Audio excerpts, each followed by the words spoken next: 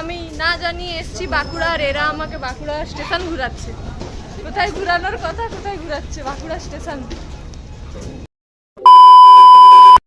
Good morning সবাইকে, আশা করছি সবাই অনেক অনেক অনেক ভালো আছো। আর তোমাদের ভালোবাসে আমি অনেক ভালো আছি।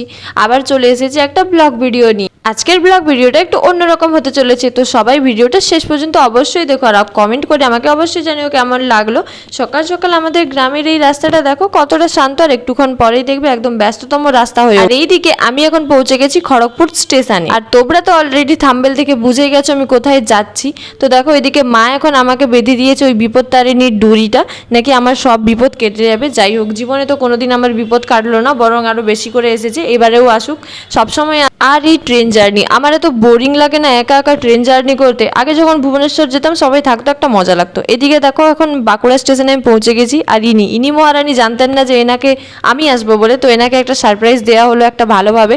তো ওনার মুখে হাসিও ফোটানো হলো। কয়েকদিন ধরে ওর শরীরটাও ভালো ছিল না, তাই জন্য। তারপরে দেখো এখন মন্দির যাওয়ার জন্য আমরা রেডি হয়ে গেছি। তখন বাজে প্রায় 1টা মতো। তো সকাল থেকে আমি কিছু না খেয়ে বেরিয়েছিলাম মন্দির যাব বলে। এদিকে আমরা এখন দুজন রেডি হয়ে গেছি। মন্দির যাওয়ার পথে এখানে পড়েছে একটা শ্মশান। শুধু এখানে যে শ্মশান মানে সবাই যে ভাবে পোড়ানো হয়, তো সেই ব্যাপারটা নয়। এখানে মন্দিরও আছে। এখানে ছিল কালী ঠাকুরের মন্দির, আর আরও ওই পাশটা একটা মন্দির ছিল।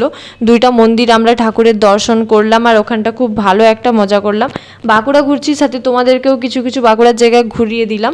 কারণ আমি খুব বেশি একটা জায়গায় যেতে পারিনি, যেহেতু আমার ছুটি বেশি দিনের ছিল না।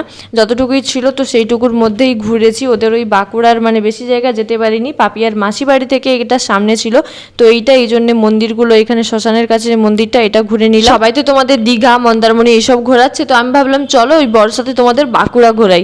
বর্ষার বাঁকুড়া নাকি খুব সুন্দর, তো তাই জানি আমি একটা বকবক করছি, কি আর করবে শুনে নাও। আর এই দেখো বলতে বলতেই অমনি বর্ষা এসে হাজির বৃষ্টি। আর বৃষ্টির এইখানটা দেখো কত সুন্দর লাগছে। আর ওইদিকে দূরে হচ্ছে শ্রাদ্ধের কাজ। তারপর আর কি বর্ষা শেষে এখন আমরা 3জন বেরিয়ে পড়েছি মন্দির যাওয়ার উদ্দেশ্যে।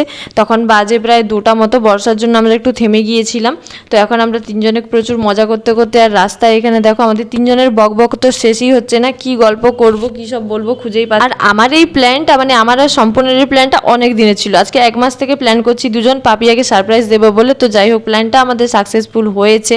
একজন বান্ধবীকে সারপ্রাইজ দিই। আর আমার কি মনে হয় জানো তো, কারো ভালো সময়ের থেকে কারো খারাপ সময়ে পাশে থেকে দেখো, সে তোমাকে মনে রাখবে। তো যাই হোক, এখন এসে গেছি আমরা এত্তেশ্বর মন্দির, বাঁকুড়ার সব থেকে বড় শিব মন্দির। এটা ছিল এত্তেশ্বর মন্দিরে ঢোকার একটা গেট। তো এরপর একটা লম্বা রাস্তা আমাদেরকে হাঁটতে হয়েছিল। এ দেখো 3জন এখন আমরা একটু হাঁটছিলাম। আর রাস্তার ধারে হাঁটতে হাঁটতে এরকম যদি একটা সুন্দর নদী তোমরা দেখতে পাও, কত ভালোই না লাগে। তোমরা কি বলো? আমার তো এই নদী, গ্রামের পরিবেশ, এগুলো আমার খুব খুব খুব ভালো লাগে। তারপরে এখন 3জন গল্প করতে করতেই দেখো আমরা এত্তেশ্বর মন্দিরে প্রায় পৌঁছে গেলাম। আমরা যখন ঢুকি তখন এই দেখো চারিদিকে দোকানগুলো সব বন্ধ ছিল, মন্দিরও বন্ধ ছিল। এতটা পথ হেঁটে এলাম ঠাকুরের দর্শন করব বলে, তো শেষ পর্যন্ত ঠাকুরের দর্শন আমার হলো না।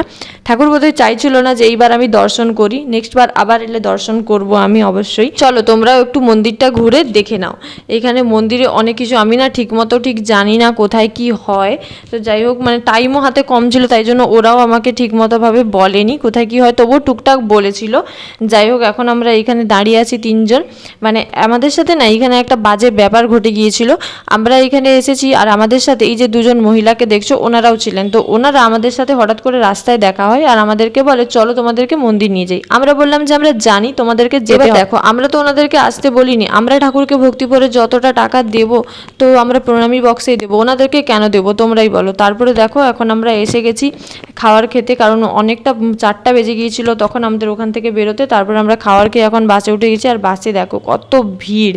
আমরা প্রথমে উঠে সিটটা পেয়ে গেছিলাম, তাই না হলে এই ভিড়ে যে আমরা কোথায় থাকতাম তার ঠিক নেই। আর আমি তো এখানে নতুন কিছুই জানি না। এইদিকে দেখো আমাদের মাঝখানে বসে পড়েছেন একজন ব্যক্তি। তবুও আমাদের ভিডিও নেওয়া ঠিক কমে না, আমরা ভিডিও ঠিক নিয়েই ছাড়বো। তারপর এখন সন্ধ্যা, আর তারপর সেই সকাল 6টা থেকে আমি বাড়ি থেকে বেরিয়ে এখন বাজে প্রায় 5:30টা মতো। এখন আমরা পৌঁছে গেছি পাপিয়াদের বাড়িতে। আর এটা হলো পাপিয়াদের গ্রামের রাস্তা। গ্রাম ঠিক বলবো না, এদের মানে গ্রাম কিন্তু মানে চারিপাশটা একদম পাকা বাড়িয়ে ভর্তি। আমাদের যেমন গ্রামে চারিপাশে এখনও মাটির বাড়ি, তো এদের চারিপাশে পাকা বাড়িয়ে ভর্তি। আর এইদিকে দেখো পাপিয়ার মা আমাদের জন্য একদম দিয়ে দিয়েছে রাজকীয় খাওয়ার, যাকে বলে কি বলবে এটা আবার কি রাজকীয় খাওয়ার, কিন্তু আমার কাছে তো রাজকীয় খাওয়ার। বান্ধবীর বাড়ি প্রথমবার গিয়েছি আর এত কিছু আইটেম, তারপরে দেখো এখন সন্ধ্যাবেলা খাওয়া দাওয়ার পরে আমি আর সম্পূর্ণ এখন বেরিয়েছি পাপিয়াদের গ্রামে একটু ঘুরতে, কারণ আমি যেহেতু পরশুদিন চলে যাব তো ভাবলাম টাইম অতটা থাকবে না, তো গ্রামটা একটু ঘুরে নিই। তো গ্রামটাই ঘুরতে গেছিলাম অন্ধকারে। আর এদিকে ওদের হচ্ছিল হরিনাম, তো এটাই আমাকে কাকিমা বলছিল যে তোরা যা ওইখানে হরিনামটা একটু দেখে আয়, আমাদের মন্দিরে অনেক বড় করে হয় তো, আর খুব ভালো, অনেক সন্ধ্যায় অনেক লোকই এখানে যায়, তো সেইটাই এসেছিলাম। আর পাপিয়াদের গ্রামে না যতজন আছে সবাই এই শাখার কাজ করে। তোমরা শাখার কাজ বলতে বুঝতে পারছো, এগুলো দেখো আমি দেখছিলাম এগুলো না মানে ব্যবহার করা হয়ে গেছে, তাই ওরা বাইরে রেখে দিয়েছে। শাখার মানে আরও পাপিয়াদের বাড়িতে ছিল শাখা, যেগুলো আমরা হাতে পরি, তো সেগুলোও ছিল, কিন্তু সেগুলো দেখানোর আর তোমাদের টাইম হয়নি। আমি নিজে দেখেছি কিন্তু অনেক সুন্দর জিনিসগুলো। যখন হোস্টেলে থাকতাম তখন পাপিয়া বলতো আমরা শাখারই, আমাদের বাড়িতে না এরকম শাখার কাজ হয়, তো আজকে দেখলাম। আর এদিকে দেখো কত পড়ে আছে, মানে শাখার সব কাজ হয়ে গেছে তাই জন্য এখানে ফেলা। আর এখন আমরা সবশেষে চলে এসেছি শুতে।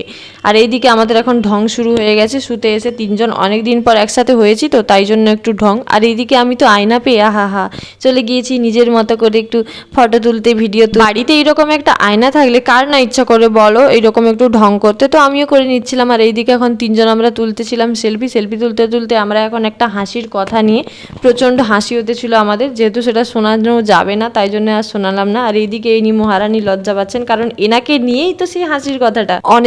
অনেকটা মজা করেছি সেই দিন, রাত পর্যন্ত আমরা প্রায় 1টা পর্যন্ত তিনজন জেগেছিলাম, অনেকটা গল্প হাসি মজা করে কেটেছে, খুব ভালো কেটেছে দিনটা। আর আমরা তিনজন একসাথে থাকলে যা হয়, এই দেখো এখন হাসি মজা চলতেছিল আমাদের। বেশি রাত করবো না, কারণ কাল সকালে উঠেও আমাদেরকে আবার ঘুরতে যেতে হবে। তো সম্পূর্ণকে বলছিলাম বল তোর ডায়লগটা বল, তো কি ডায়লগ সেটা তোমাদেরকে শোনানো যাবে না, যেহেতু বলেছে এটা শোনাস না কাউকে। তো তারা সবাইকে, সব ভিডিওটা ভালো লাগলে লাইক কমেন্ট শেয়ার সাবস্ক্রাইব করে দিও।